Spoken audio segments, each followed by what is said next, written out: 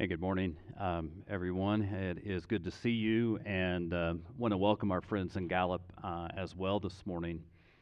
So, I'm going to ask a question, and we're going to kind of dive deeper into this particular question here in just a few moments. But have you found that you feel like people are angrier today than they were 20 years ago? How about 10 years ago? 5 to yesterday. Okay, maybe not that. Several months ago, I was up in Dodge City, Kansas. Our oldest son lives up there. I was taking our oldest grandkids to school, and I was on Comanche, and I was getting ready to turn right onto 6th Street, which would take them to their school. And so I'm at a complete stop. And I look both ways and so on like that. It was actually a 4-way stop, but look both ways. No other cars are coming. But I do see a really nice truck, and I remember the lady in the truck was dressed like business and so on like that, rolling up to the stop sign. So they had not yet come to a complete stop. So I went ahead and began to turn right, and at which time I hear like a horn just like, wah, blaring. So I hit my brakes. And this lady in the truck just speeds on and turns in front of me. And while she's turning, she is looking at me, and she is pointing, and she is saying some words, and I cannot repeat what I was reading in her lips. And then she held up her fist like this, and then she told me I was number one.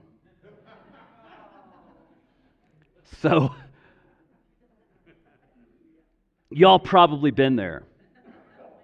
We've probably, if we're honest, been on the giving and receiving end of that scenario right there. Now, I'm thoroughly convinced I was in the right way, but I'm going to make a bold claim.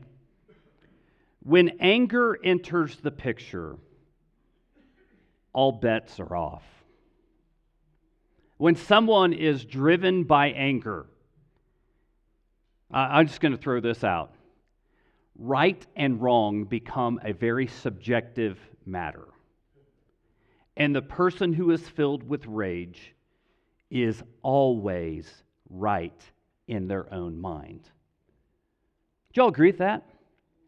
Maybe you could look at your own life and probably say that. And so you could maybe even look at your life and understand that in some ways, in some facets, you find yourself angrier today than you did 20 years ago or 15 years ago or whatever it may be. I have a few theories, and believe it or not, these theories actually come from people who are a whole lot smarter than me.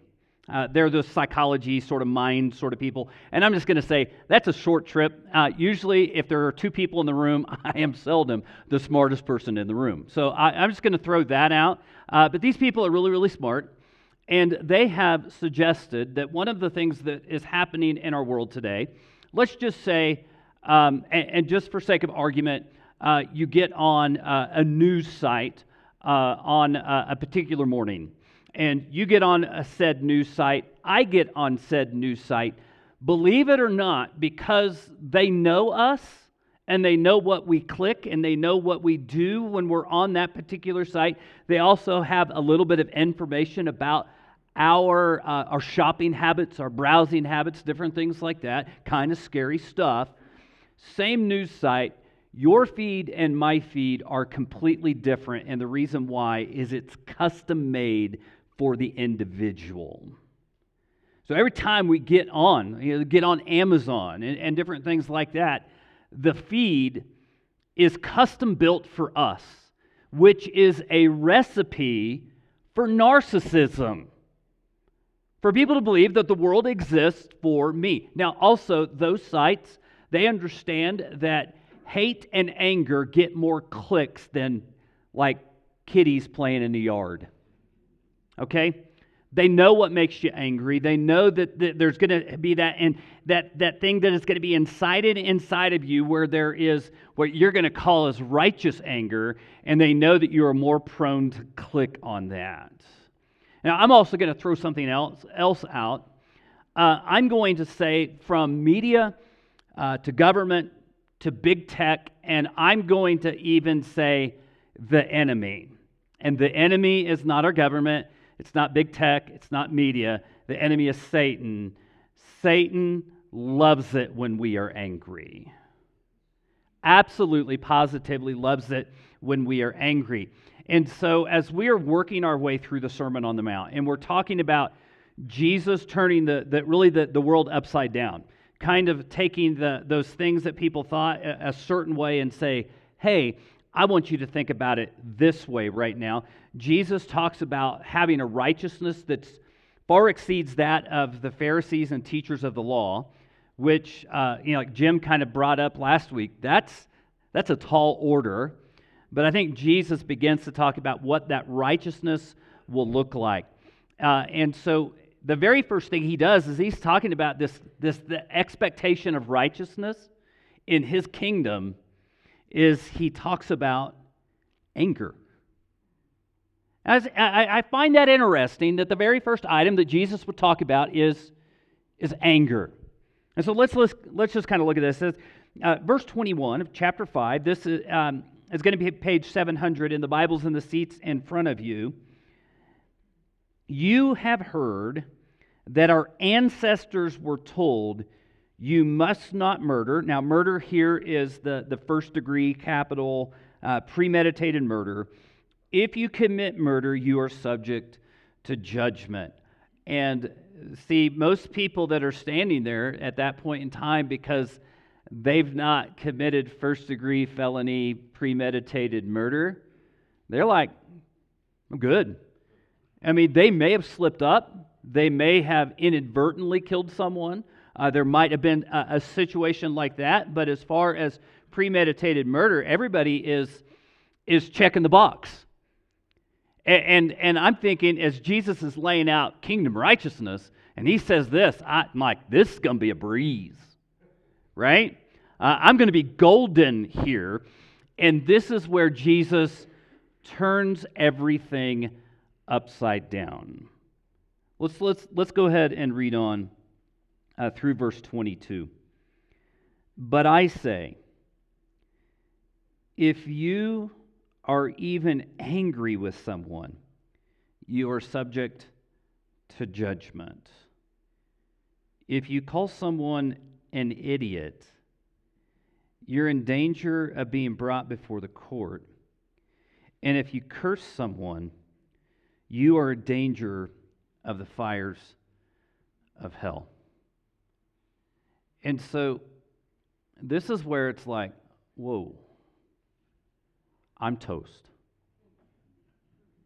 I can't live up to this one right here. Or people are thinking, I am guilty of this one right here. And it's kind of interesting. In fact, I was going to say, Jesus says if you're angry with someone, that's going to bring upon God's judgment. And if you call somebody an idiot, it will bring upon legal judgment as criminal judgment to you. And if you call someone a moron, you're bringing about the fires of hell. This is strong language, and I envision the people that are there at that particular time going, whoa, wait, what? I got this one. I don't have any of these. In fact, many of you are probably even thinking, okay, never killed anybody, but I just blew it on all three of these on the way to church this morning.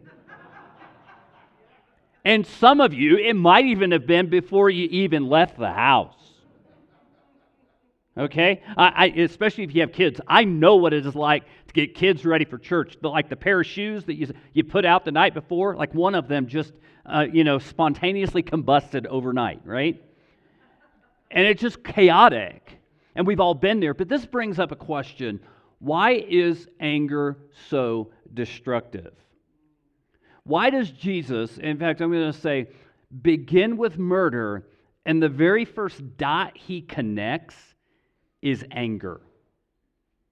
I mean, that to me is, in my mind, big leap. That's a big arc to get from point A to point B, to say anger in the same sentence with murder. And so I'm going to kind of answer the question, and then we're going to kind of move in and dig in a little bit deeper. I'm going to say it like this, and I think this is what Jesus is getting at. Anger opens too many wrong doors in human relationships. I want you to think about that the doors that get open with anger are huge. In fact, we love to use the passage where it says, "In your anger, do not sin." So let's just be honest. I don't know about you, but I know about me. I can't think of a time in my life that I was truly angry and I was not at least sinful in my mind. And so I think we need to lean more on the brother of Jesus, his name was James, where he said the anger of man never brings about the righteousness of God. And so it opens the door to too many things, and we even think things. And you might have been there where anger has led you to do, say, and even think things you would not do if anger was not the dominant emotion at that point in time. And I think one of the things when it comes to anger, and again, we've been on the giving end of this. I know as a parent, there's a lot of things that I have said to my kids in anger that I really wish that I wouldn't have. But whether we're on the giving end or receiving end of it, I'm just going to say it like this.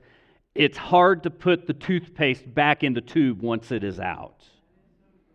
And that's one of the dangers of anger, and even when we would consider righteous anger. And so Jesus, the very first thing he says, that if you call someone an idiot here basically means that you view them as less than you, that their value is not that important, that there's a certain sense that they really just do not matter to you. Now, I'm going to tell you two ways that I might use anger. See, I'm a dad. I've had teenage boys, and if you're a dad and you've had teenage boys, what I'm about to tell you, you're going to go, oh, yeah, I've done that. And I'm going to let you off the hook on that one. So when your 16-year-old son decides to put 27 grapes in his mouth at the same time just to see if he can. Anybody? Or eat a cheeseburger in 2 bites. As a dad, I look at that and go, you're an idiot. Anybody? Okay, so we've all been there. And I've been on the giving and receiving end of that one probably. Okay? But there's another one. And I'm just going to give you a scenario. I give this scenario often when it talks about anger, but it's true. I'm a little bit more laid back than I used to be, but I will tell you, if you really want to get my blood boiling, find me in the Walmart parking lot. And if you really want to tick me off, you see, the way the Walmart parking lot is kind of designed, like you go one direction and you park a certain way, right? And I think some civil engineer spent a whole lot of time figuring that bad boy out. And so I want to honor his hard work, right? But there's always someone that goes the wrong way. And you might be one of those that has gone the wrong way before. And every once in a while, I find myself going the wrong way, thinking, I would be so mad at myself right now. But it's like this weird game of chicken, right? When you're going that way, it's like, who's going to move over and so on like that. And it depends on the day, but this is one of the things that I discovered when just recently, over the last 6-8 months, when this has happened, when somebody was going the wrong way, I said, kind of muttering, but probably verbally, you idiot. You ever done that? In any scenario? Here's the thing. If anger is the driving emotion, and I call someone an idiot, I can't do that without just a tinge of contempt for that person at that point in time. And so here's the thing. Anger opens up the door to devaluing people, and devaluing people breeds contempt. When you see someone as less than you, it is easy to see them and have an attitude of contempt in your mind. And let me tell you about my friend. His name is Brian. Brian is kind of one of those big-time ministers, does a lot of writing and blogging and speaking and so on. I've been doing ministry for like 40 years in the Philly area. But one of the things that Brian has said in 40 years of working with married couples, he's like, I can get couples through most challenges in their marriage.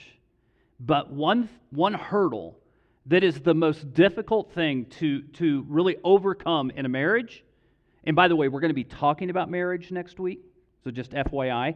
And I'll even go as far as to say there's some journals back there. Jim told you there were journals last week. We actually gave all of them away. We have new journals. Next Sunday is going to be a journal, like note-taken sermon. Just FYI. So you want to pick one of those up. But one of the things that Brian says is like a marriage can get through a lot of difficulty, but one item it is not usually able to overcome is contempt. And I think, again, Jesus was able to realize that in human relationships, when contempt comes into the picture, fellowship and unity become very, very difficult. And so he's like, because this is the end result, don't even go here. And I think that's the beautiful thing. But then he goes on to say, and if any of you say to another person, you fool, or you curse them, and the word here is morose, which sounds a little bit better than moron, but that's what they would have heard. And you know what I call somebody a moron? You basically say that they are of below average intelligence. Another way to say it, and we'll just use our vernacular, we would say they're a little dull. They're a little blockheaded. They're not playing with full deck.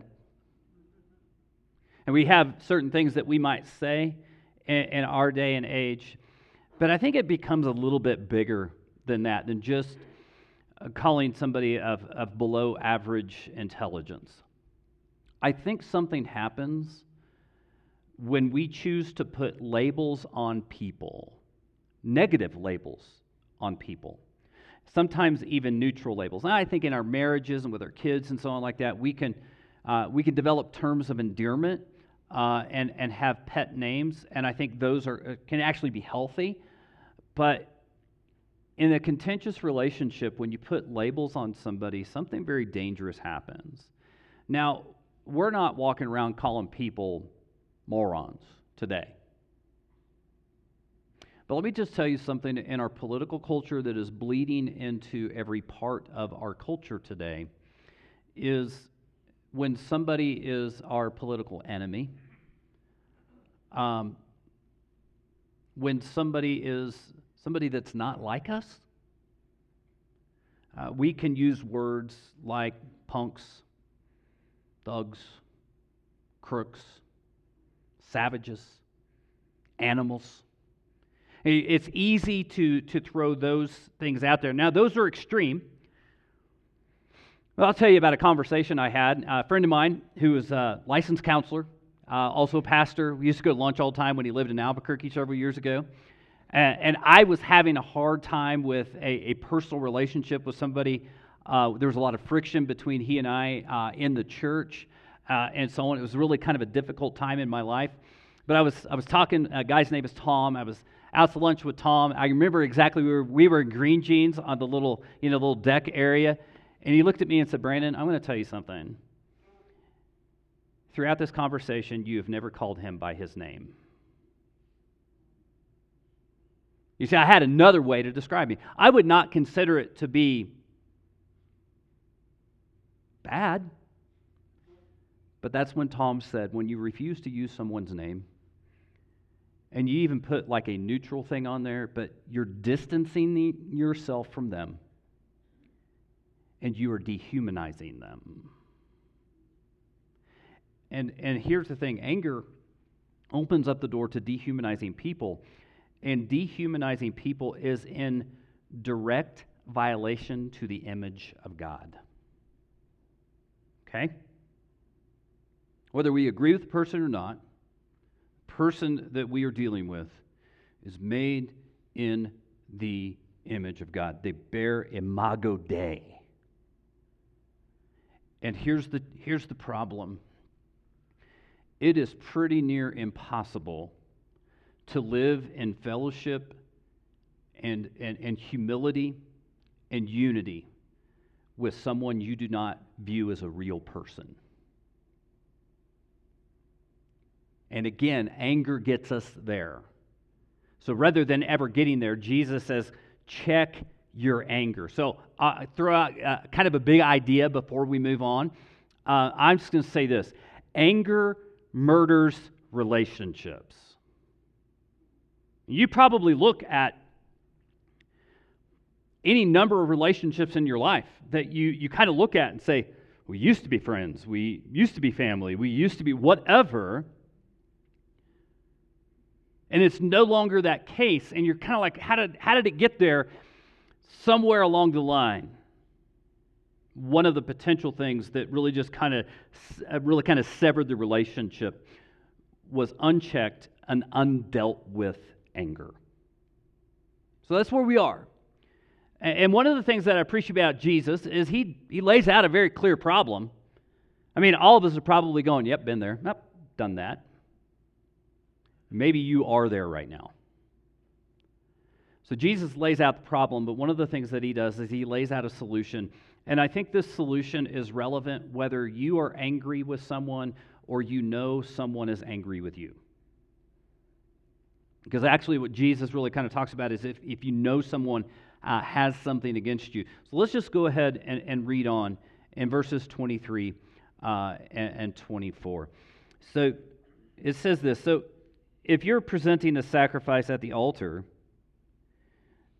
in the temple and you suddenly remember that someone has something against you, leave your sacrifice there at the altar, go and be reconciled to that person, then come and offer your sacrifice to God. I want to go ahead and read on.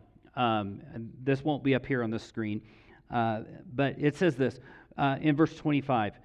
When you're on the way to court with your adversary, settle your differences quickly. Otherwise, your accuser may hand you over to the judge, who will hand you over to an officer, and you will be thrown into prison. And if that happens, you surely won't be free again until you have paid the very last penny.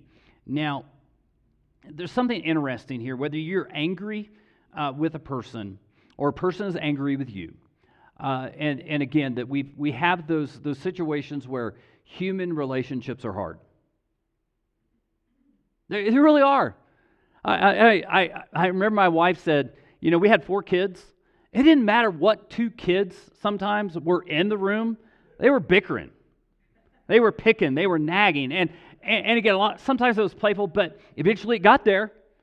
And so it's so easy to get into contentious sort of situations in our relationships. But it's interesting that one of the things that Jesus really kind of puts a premium on is our responsibility to settle matters quickly. In fact, I'm going to give you 3 big ideas as we talk about what Jesus is talking about, restoring broken relationships here today, and really kind of dive in to why these are so vitally important. And the first one is this: restoring a broken relationship must be immediate. Now, there's really some scriptural advice, proverbial advice. Do not let the sun go down on your wrath or your anger. And why is that such a vital item that we, and maybe not at that very moment, but that we settle matters quickly, that if we know someone has something against us, that we go and we deal with this quickly. I believe Jesus knows this right here about humanity. If you don't, you won't. If you don't settle it quickly, you won't do it at all. And the value of the don't let the sun go down on your wrath or go down on your anger is this right here. You're ticked, you're mad, you're fuming. You go to bed, get up in the morning, the sun is shining, the birds are singing, the wind is blowing 40 miles an hour because it's New Mexico in the spring. Let's throw that out there. Gravity is still intact. And you kind of go, until the next time. And the next time, it becomes a historical conversation. Or if you keep putting it off again and again and again and again and again, it will become historical. It's like the couple that was in marriage counseling. I love this. The couple was in marriage counseling, and they were having a lot of conflict. And the counselor looks and says, "Why don't you deal with your conflict?" And the husband says, "Because when we have conflict, she becomes historical." And the counselor said, "No, don't you mean hysterical?" He goes, "No." And she brings up every single thing that's ever happened. And so you can't deal with all of those things. So if you don't, you won't. And so there's really a premium of settling matters quickly. And Jesus says, settle matters quickly with your adversary. Here's another item, though. Restoring a broken relationship must take precedence over the wildly important. You think about in ancient life, Jesus was he said, if you are offering your gift at the altar, and there you realize that you're at odds with another person, you leave your gift, and you go and you deal with it, so you're not thrown into prison, right? Which seems like weird that a fractured relationship could get you there. But again, a little bit of emphasis on you got to do this. And in ancient Israel, there was nothing more important than worship.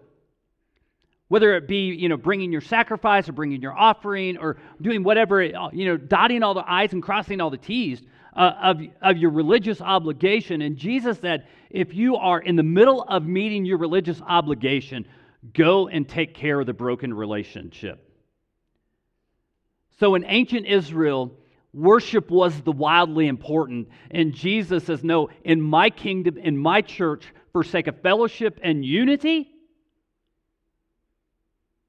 restoring a broken relationship is the wildly important.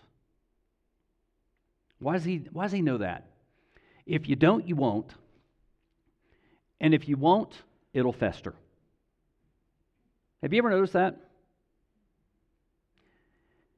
If there's something on your mind, especially anger, I'm going to throw this out. If I seek to come and worship with an angry mind, I can't love God with all my heart and with all my mind. And so therefore, the first commandment is something I'm not able to accomplish in my life. One more item here. Jesus even mentions that we go into the situation where this is actually in debt, but basically you're handed over to the courts and it just gets way out of control. Have you ever been in a situation like in a relationship where you kind of wake up one day and go, how in the world did it get there? Like that spiraled out of control. Anybody? Here's the thing that I think Jesus is getting at. Restoring a broken relationship might come at an extreme cost. Really, it might. You might need to concede that you were wrong. And I'm not asking you to lie, but I remember a very wise man saying this several years ago, and I can tell you exactly where we were in the church when he said it. He said, after 39 years of marriage, I've become convinced it really doesn't matter who's right. You might have to concede that you're wrong just to live in fellowship. And it may not come naturally to you, but this will give you the opportunity to live in fellowship and unity. You might choose to not be right. Anybody want to be right? Seriously. I love being right. I'm going to tell you something that Mrs. Schaffer says. And I think she got this from somebody else, but I'm not sure. Do you want to be right, or do you want to be alone? Because sometimes being right means you can be right, but it's going to break the relationship. So which is better? Also, she says this, and I think this is important. She will say that really oftentimes part of living in relationship with people means that you will never hear the sorry you think you deserve and need. So living in right relationship with people might be costly. It might be a big sacrifice. But here again, I think there's a big idea. In fact, as we kind of go through these, you've heard it was said, and I tell you, we're going to kind of look at the big principle that I think Jesus is getting at. Jesus expects citizens of his kingdom, this is our bottom line, Jesus expects citizens of his kingdom to passionately pursue living in right relationships with people. That needs to be a trait of who we are and how we exist in the kingdom. Talked about being a peacemaker. And it's interesting to me that as you read through the Gospels, Jesus always places the responsibility on the believer. If we know somebody is angry, we go make it right. If we have the obligation to forgive, we forgive. If somebody has sinned against us in some way, we go and confront them. Personal responsibility of the follower to live in right relationship with people. And I can guarantee you most of you are going, I don't know if I can do that. Because it's big. So I want to throw out a couple of items here today as we talk about this. Number one is, in fact, I'm just going to read you a verse, and this is our head kind of challenge for you today. Don't be selfish. Don't try to impress others. Be humble, thinking of others as better than yourselves. Really what Paul is saying is humility needs to guide our relationships inside and outside the church. In other words, people ought to have precedence over you. I love what C.S. Lewis said about humility. Humility is not thinking less of yourself. It is thinking of yourself less. So I'm going to throw out one more item, and this was really interesting. That this came up in a Facebook memory last night from 8 years ago, I think, 7 years ago.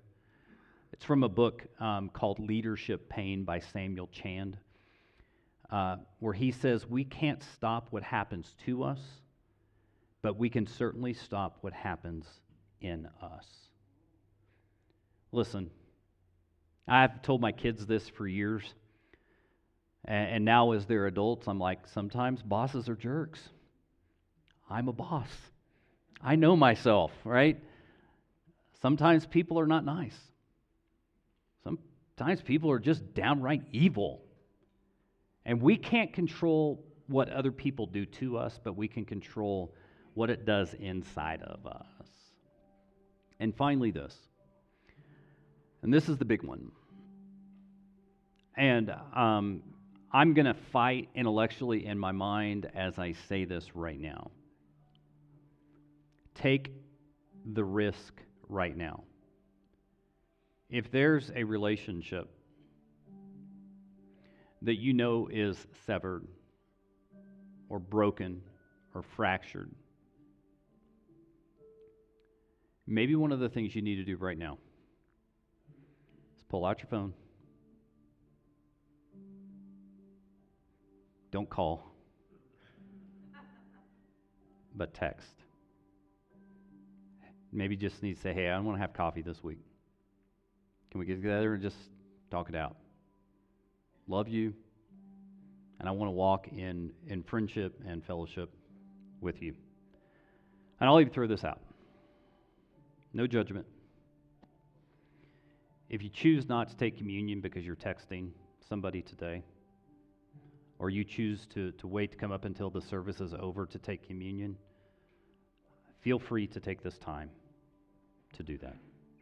Will you join me in prayer? God and Father, thank you for today.